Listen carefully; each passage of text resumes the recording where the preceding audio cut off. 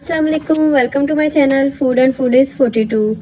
आज की रेसिपी है खीर। ये देसी खीर है। पहले मैंने अपने चैनल पे रबड़ी खीर बनाई थी। ये देसी खीर है जो कि कम वक्त में पक जाती है। तो चलें रेसिपी को स्टार्ट करते हैं। इसके लिए सबसे पहले 2 लीटर के लिए फुल क्रीम मिल्क चाहिए। इसको मैंने उबलने के लिए रख दिया है, इसको बॉईल किया है। और मैंने 1 कप राइस लिए हैं, छोटा कप है, भर के राइस लिए हैं और इनको मैंने तकरीबन 1 घंटा भिगो दिया था ताकि ये अच्छी तरह से भीग जाएं। अगर आप मेरे चैनल पे नए हैं तो प्लीज़ चैनल को सब्सक्राइब करें और बेल आइकन प्रेस कर दें। चावल जो है ये नए चावल हैं जिनका मैं बना रही हूँ, क्योंकि इनके अंदर बहुत अच्छा स्टार्च और खुशबू होती है, तो इसकी ये खीर बहुत अच्छी बनती है। 3 अदद इलायचियाँ मैंने दूध में डाल दी हैं और उनको उबलने के लिए रख दिया है। इसमें हाफ़ कप मैं चीनी डालूँगी। ये चीनी की मकदार ये 2 किलो के लिए बिल्कुल ठीक है। तो पहले ही हम इसमें चीनी डाल देंगे और इसको उबलने के लिए रख देंगे।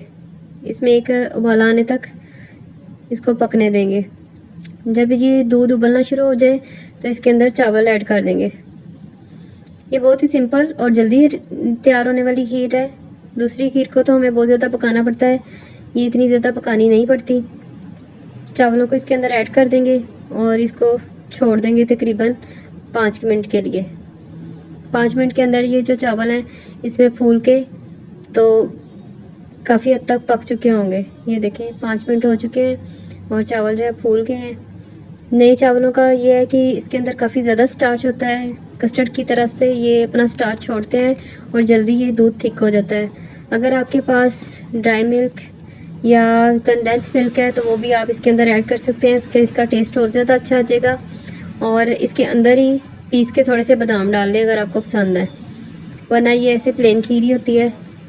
इसको मज़ीद अब 10-15 मिनट पकाएंगे ताकि ये अच्छी तरह से पक के थिक हो जाए और इसमें बबल बनेंगे तो समझे आपकी खीर रेडी है।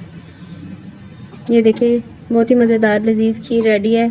अगर आपको रेसिपी पसंद आई है तो प्लीज़ चैनल को सब्सक्राइब करें और दोस्तों के साथ शेयर करें। शुक्रिया। अल्लाह हाफिज़।